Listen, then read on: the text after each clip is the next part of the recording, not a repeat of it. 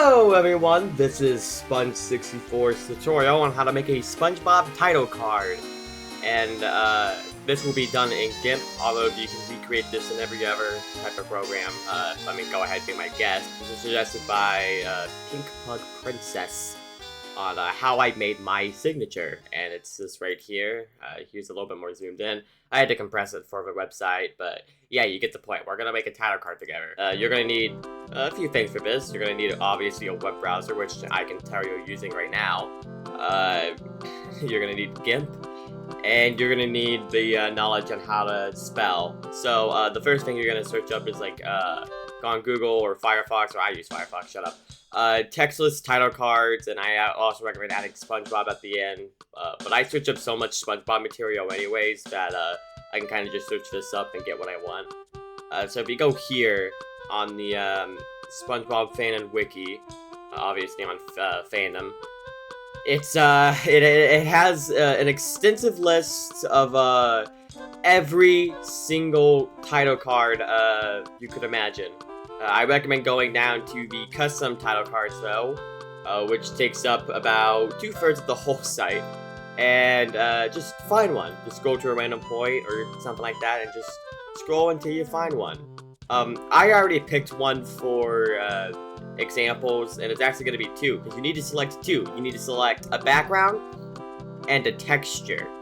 And I'll explain why you need a texture, but here's the background we'll be using, which you already saw earlier.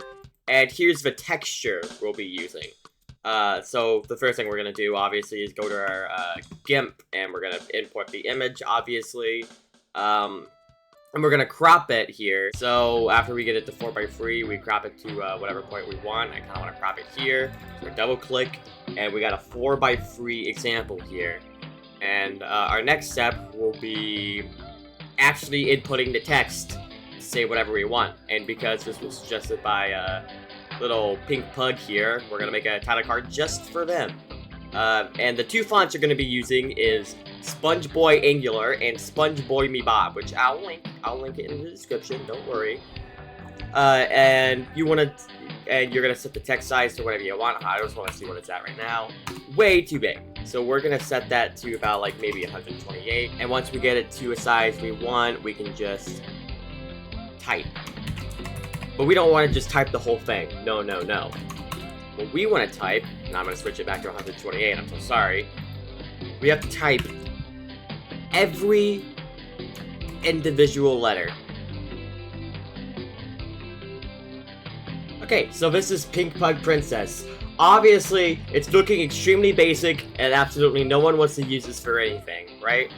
Obviously, you would never use this. This is stupid looking. This is ugly. This is everything bad in the world. Well, that's when we want to... I did not mean to do that, sorry. That's when we want to squash and stretch it. If you take a study at title cards in SpongeBob, just don't worry about this blurry Facebook picture, but it's squashed and stretched and up and down and loony all around. Well, how do we recreate that? By making it squash and stretch and loony all around. What we can do is change the capitalization of some things to lowercase and some things to capital, or we can just simply squash and stretch it if you're just happy with how it is right now. So we'll select one thing at a time, and we'll go to scale. Make sure your settings are the exact same. Select the letter you want to stretch, and just stretch it. Like so. For this one, I actually want to make it lowercase, so we're going to change our mind and make it lowercase, because it will be easier to put letters underneath it if we needed to, which is what a lot of SpongeBob title cards will do. Okay, so we got Pink Pug Princess, right in its true form. This isn't my most proudest one I've squashed and stretched, but this should be good enough for the example. We're going to merge them all down, which I'm actually really bad at GIMP, so I'm just going to do this the really manual way of just pressing merge down, merge down, merge down. I hope you don't mind. And what you want to do is you want to merge it down to everything but the background layer, like so. And now, you're going to want to input your second image, which is the texture image we were talking about, and so we're going to input our wood texture here.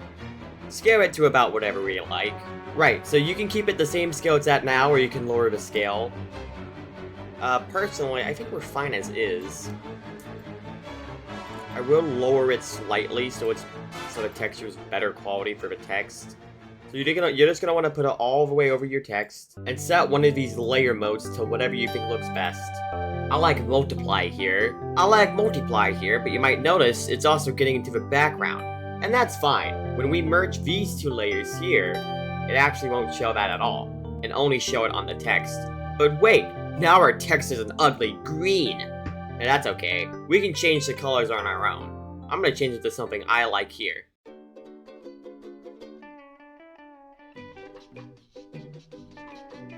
And we can also do the same for the background. And this could be good enough on its own, but you can add your own little fancy touches and features if you really wanted to. So after you're done, what you can do is just export as, and export it as whatever you want. I'd rather not export it as a WebP, and so I like to call it, it's a funny name. Well, I'm gonna scroll all the way down to maybe about PNG, and once you're done, you can go ahead and flex to your friends that you made a SpongeBob title card. And honestly, no, I like this one. This one actually didn't turn out that bad. It's not my favorite out of all the ones I've made, but it definitely isn't horrible. You get what I mean?